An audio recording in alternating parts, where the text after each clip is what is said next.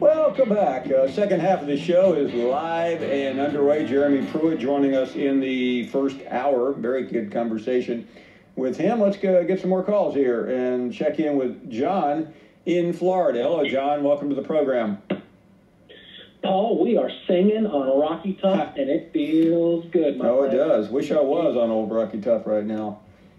Absolutely. And even though this is technically one of the biggest wins we've had at home in a few years, it still feels like we just beat Kentucky. Like we went out there. You know, I have to agree with you. The moment the game was over, what has changed is same tune since 1984.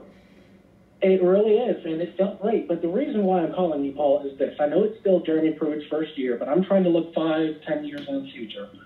Nick Saban goes away. Obviously, at least in my opinion, the 2 #1 candidates are going to be Dabo Swinney and now maybe Jeremy Pruitt.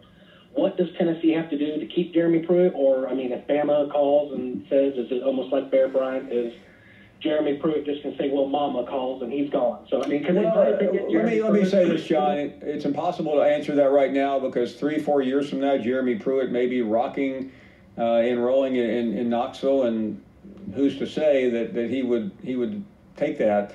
Because Jeremy Pruitt knows the awesome and difficult task of following, not replacing, but following Nick Saban.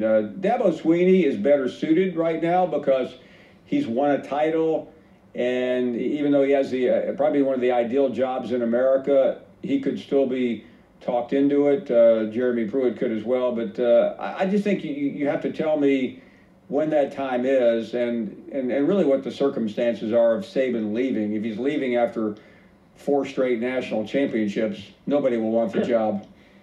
No, and I understand. I'm just trying to be proactive. I mean, because in my opinion, Jeremy Pruitt, don't know much about him, but he seems like a man of character and integrity. In my opinion, he would only leave Tennessee to either go to Alabama or the NFL. And in my opinion, that's really it. So, well, and what's interesting too, John, is Tennessee. If you asked Alabama fans, you know, the coach they like the most right now among the former Saban coaches, it may be Jeremy Pruitt. They really like Jeremy Pruitt.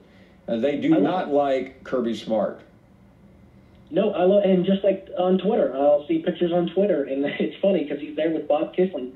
Does Pruitt look great after a big win? It shows him there with his big dumb face, looking like, no, not really. It's just, it's great. Ball Nation, at least myself, I absolutely love Coach Pruitt. So, Paul, thank you for taking. Thank you very much. And I mentioned to him during our conversation about consideration for SEC Coach of the Year. I think he deserves it.